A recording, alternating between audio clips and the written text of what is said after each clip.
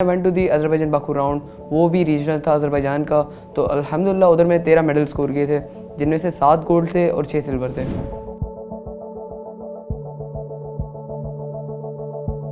मेरा नाम अमीर हमजा पांजरी है and now I am studying in commander swing system and IGCSE 1। मैंने वर्ल्ड स्कोरर कप में पार्टिसिपेट किया था। जैसे आपको ये मालूम होगा, वर्ल्ड स्कोरर कप एक इंटरनेशनली फोरम है जिसमें दुनिया भर से बच्चे ताल्लुक़ रखते हैं और वहाँ पे पार्टिसिपेट करते हैं। वर्ल्ड स्कोरर कप में उनके regional, global and final TOC होते हैं। तो मैंने रीजनल राउंड में पार्टिसिपेट लिया था with the help of commander swing system.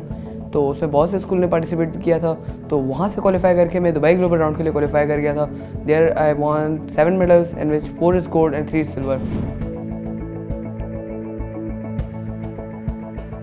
इसके अंदर 4 कैटेगरीज होती हैं, जैसे debate, scholars bowl, scholars challenge और कोलैबोरेटिव राइटिंग। तो उनमें कोलैबोरेटिव लेना होता है। जैसे आप जानते हो कि डिबेट और स्कॉलर्स बाउल के अंदर ये होता है, हमें हाथ पे क्लिकर देते हैं, we have to perform the answer which will play in the screen. और स्कॉलर्स चैलेंज जिसमें 120 क्वेश्चंस होते हैं, we have to solve in 1 hour. और बाकी collaborative writing as you know.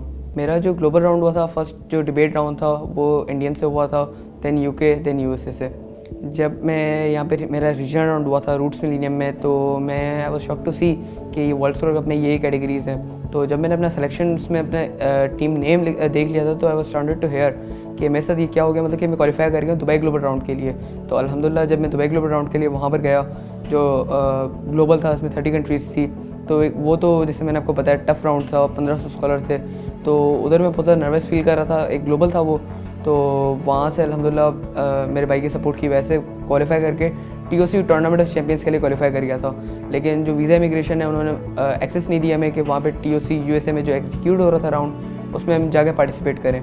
मेरा ताल्लुक केमाड़ी कराची 5वीं पार्टे से है, जिसकी बदौलत मुझे KMBJ कच्ची मुस्लिम बडाला जमात, FCS, fisherman cooperative society, specially Zahid Ibrahim Bhatti Sahab की तरफ से बहुत ज़्यादा सपोर्ट हासिल थी, जैसे फाइनेंशियली और मोटिवेशनली।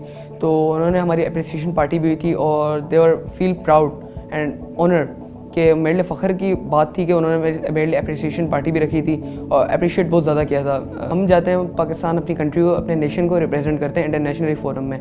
आप जितनी मेरी जो विजुअल्स हैं, मेरी ग्लिम्सेस हैं, आप देख सकते हैं, उसमें मैंने पाकिस्तान का फ्लैग ही पहना हुआ है। तो बिकॉज अपनी कंट्री को हम वो अपने नेशन को रिप्रेजेंट करेंगे। तो अभी तक गवर्नमेंट की तरफ से कोई हेल्प नहीं की गई। जैसे कि मैंने बताया कि अभी मेरे जो अज़रबैजान रीजनल राउंड हुआ, दैन फिर एक ग्लोबल राउंड जो एग्जीक्यूट होगा कतर दोहा राउंड, UK और बैंकॉक थाईलैंड राउंड।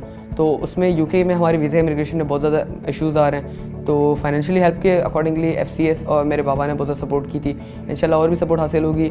लेकिन जो वीज़ा इमिग्रेशन के इशूज़ हैं, जैसे TOC tournament of champions, USA येल्स round, उसमें बहुत ज़्यादा इशूज़ हैं वीज़ा के। लास्ट टाइम जो हुआ था उसमें हमारी वीज़ा रोक दी गई। तो गवर्नमेंट से एक छोटी सी रिक्वेस्ट है, हमारे जो स्कॉलर्स हैं तो उनके वीज़ा के इशूज़ हल किए जाएँ। मेरे लिए एक बहुत ज़्यादा प्राउड और ऑनर की बात थी जब मैंने अपनी कंट्री, अपने नेशन को रिप्रेजेंट किया, उनका नाम सुना पाकिस्तान का, देन आई स्क्रीम पाकिस्तान जिंदाबाद। एवरीवन वाज वाचिंग कि मैं कर क्या रहा हूँ। तो दे वर बी स्टन्टेड टू हियर के पाकिस्तान को अपने रिप्रेजेंट कर रहा हूँ। बिकॉज मैं एक फिशरमैन कम्युनिटी से ताल्लुक़ भी रखता हूँ, तो उनको भी बताया इस बारे में। और many of people don't know about the Pakistan agriculture, their sports activities, तो उनके मुतालिक भी पाकिस्तान को मैंने बताया।